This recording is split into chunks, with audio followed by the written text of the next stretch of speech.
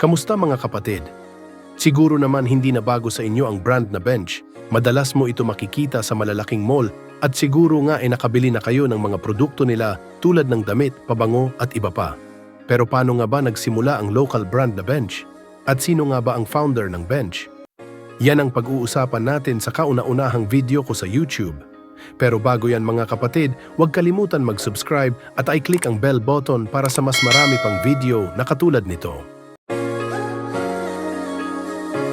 Si Chan Tianxiu o mas kilala bilang si Ben Chan ay isinilang sa isang kilalang pamilya ng negosyo sa Pilipinas, ang anak ng mga Chinese-Filipino immigrants.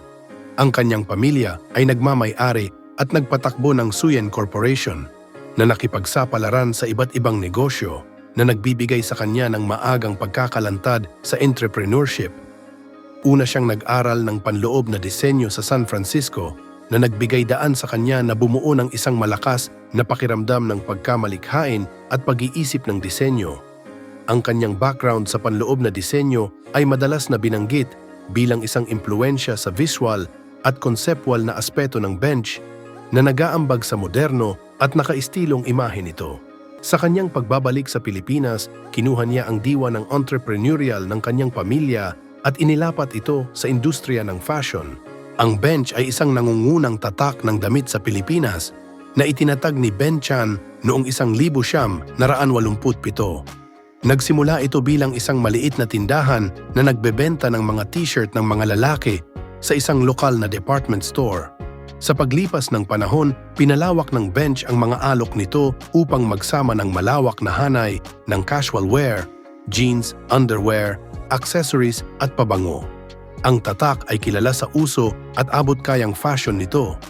Isa sa mga pangunahing lakas ng bench ay ang mga makabagong diskarte sa marketing nito na kinabibilangan ng pagkuha sa mga celebrity endorsement parehong lokal at internasyonal.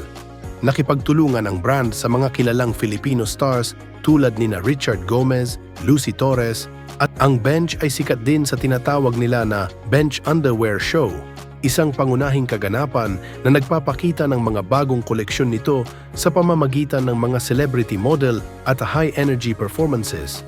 Ngayon, ang bench ay lumago mula sa isang lokal na brand at naging isang pandaigdigang tatak. Mga kapatid, naranasan nyo na ba na papasok sa bench tapos pupunta dun sa sulok ng mga pabango at ispray sa damit nating gamit ang tester nila? Anong mga bench product ang madalas mo na binibili? Paki-comment sa baba nang malaman ng mga kapatid natin. At kung nakaabot ka sa dulo ng video na to, maraming salamat kapatid.